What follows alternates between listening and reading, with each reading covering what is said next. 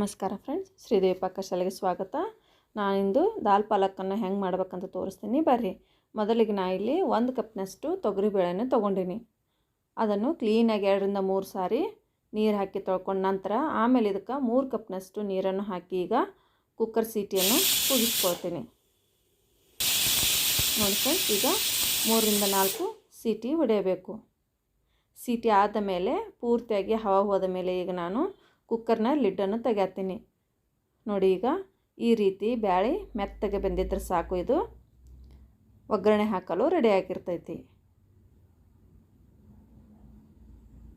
ಆಮೇಲೆ ಒಲೆ ಮೇಲೆ ಒಂದು ಕಡಾಯನ್ನು ಇಟ್ಟು ಕಡಾಯಿಗೆ 2 ಸ್ಪೂನಷ್ಟು ನಾ ಇಲ್ಲಿ ಎಣ್ಣೆಯನ್ನು ಹಾಕ್ಕೋತೀನಿ ರೀ. ಇದರ ಜೊತೆಗೆ ಸ್ವಲ್ಪ ತುಪ್ಪ ಬೇಕಾದರೂ ಹಾಕಿಕೊಳ್ಳಬಹುದು. ನಂತರ ಸ್ವಲ್ಪ ಎಣ್ಣೆ ಬಿಸಿ ಆದಮೇಲೆ ಸ್ವಲ್ಪ ಜೀರಿಗೆ ಮತ್ತು ಸಾಸಿವೆಯನ್ನು ಹಾಕಿ ಅವುಗಳು ಚಟಪಟ ಅನ್ನುವರೆಗೂ ಸ್ವಲ್ಪ ಬಿಡ್ತೀನಿ. ನಂತರ ಆಮೇಲೆ ಇದಕ್ಕೆ 4 ರಿಂದ 5 ಹಸಿಮೆಣಸಿನಕಾಯನ್ನು ಈ ರೀತಿ ಸಣ್ಣದಾಗಿ ಕಟ್ ಮಾಡಿಕೊಂಡು ಸೇರಿಸಿ ಅವನ್ನು ಕೂಡ ಎಣ್ಣೆಯಲ್ಲಿ ಫ್ರೈ ಮಾಡಿ, ಅದರ ಜೊತೆಗೆ 1 ಉಳ್ಳಾಗಡ್ಡಿಯನ್ನು ಸಣ್ಣದಾಗಿ ಕಟ್ ಮಾಡಿ ಅದನ್ನು ಕೂಡ ಎಣ್ಣೆಯಲ್ಲಿ ರುಚಿಗೆ ತಕ್ಕಷ್ಟು ಸ್ವಲ್ಪ ಉಪ್ಪನ್ನು ಹಾಕಿ ನೀಟಾಗಿ ಫ್ರೈ ಮಾಡ್ಕೊಳ್ತೀನಿ. ಇದಕ್ಕೆ ಅಲ್ಲ ಬೆಳ್ಳುಳ್ಳಿ ಪೇಸ್ಟ್ ಕೂಡ ಹಾಕಿಕೊಳ್ಬೋದು, ಆದರೆ ನಾ ಇಲ್ಲಿ ಅಲ್ಲ ಬೆಳ್ಳುಳ್ಳಿ ಪೇಸ್ಟ್ ಯೂಸ್ ಮಾಡಿಲ್ಲ. ಆಮೇಲೆ ಇದಕ್ಕೆ 1 ಸ್ಪೂನಷ್ಟು ಗರಂ ಮಸಾಲ, 1 ಸ್ಪೂನಷ್ಟು ಕೊರಿಯಾಂಡರ್ ಪೌಡರ್, ಸ್ವಲ್ಪ ಅರಿಶಿನ ಮತ್ತು ಖಾರಕ್ಕನುಸಾರವಾಗಿ ಅರ್ಧ ಚಮಚದಷ್ಟು ನಾ ಇಲ್ಲಿ ಚಿಲ್ಲಿ ಪೌಡ್ರನ್ನು ಹಾಕೋತೀನಿ. ಮೊದಲೇ ಹಸಿಮೆಣಸಿನಕಾಯನ್ನು ಹಾಕ್ಕೊಂಡ್ರಿಂದ ಚಿಲ್ಲಿ ಪೌಡ್ರನ್ನು ನೋಡಿಕೊಂಡು ಹಾಕೋರಿ. ನೋಡಿ ಫ್ರೆಂಡ್ಸ್, ಇವನ್ನು ಈ ರೀತಿ ಎಣ್ಣೆಯಲ್ಲಿ ನೀಟಾಗಿ ಫ್ರೈ ಮಾಡಿದ್ರೆ ಈಗ ಇದಕ್ಕೆ ಒಂದು ಒಳ್ಳೆ ಕಲರ್ ಬರ್ತದೆ.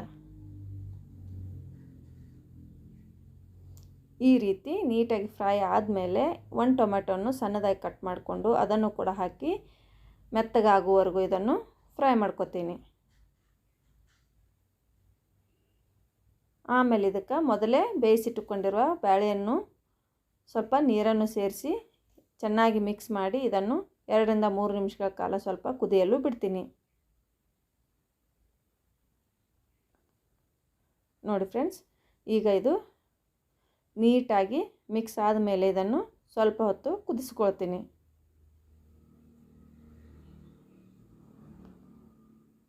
ನೋಡಿ, ಈಗ ಈ ರೀತಿ ಮೇಲ್ಗಡೆ ಎಣ್ಣೆ ಬಂದ ಮೇಲೆ ಇದಕ್ಕೆ ನಾ ಇಲ್ಲಿ 1 ಕಟ್ಟಿನಷ್ಟು ಪಾಲಕನ್ನು ತೆಗೆದುಕೊಂಡು ಅದನ್ನು ನೀಟಾಗಿ ಬಿಡಿಸಿಕೊಂಡು ನೀರಿನಲ್ಲಿ 3 ರಿಂದ 4 ಸಾರಿ ವಾಶ್ ಮಾಡಿಕೊಂಡು ಈಗ ಸಣ್ಣದಾಗಿ ಕಟ್ ಮಾಡಿ ಇದಕ್ಕೆ ಸೇರಿಸ್ಕೊಳ್ತೀನಿ.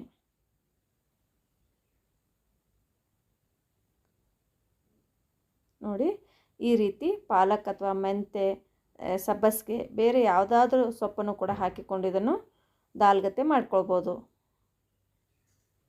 ಈ ವಿಡಿಯೋ ನಿಮಗೆ ಇಷ್ಟವಾದರೆ ಪ್ಲೀಸ್ ಒಂದು ಲೈಕ್ ಮಾಡಿರಿ, ಶೇರ್ ಮಾಡಿರಿ, ಕಮೆಂಟ್ ಮಾಡಿರಿ ಮತ್ತು ನನ್ನ ಚಾನಲನ್ನು ಇನ್ನೂ ಸಬ್ಸ್ಕ್ರೈಬ್ ಮಾಡದೆ ನೋಡ್ಕೋತಿದ್ದವರು ಪ್ಲೀಸ್ ಸಬ್ಸ್ಕ್ರೈಬ್ ಮಾಡಿಕೊಂಡು ಸಪೋರ್ಟ್ ಮಾಡಿರಿ. ನೋಡಿ, ಈಗ 2 ರಿಂದ 3 ಸಾರಿ ಬಾಯ್ಲ್ ಆದಮೇಲೆ ಈ ರೀತಿ ದಾಲ್ ಪಾಲಕ್ ಬಂದಿರುತ್ತದೆ.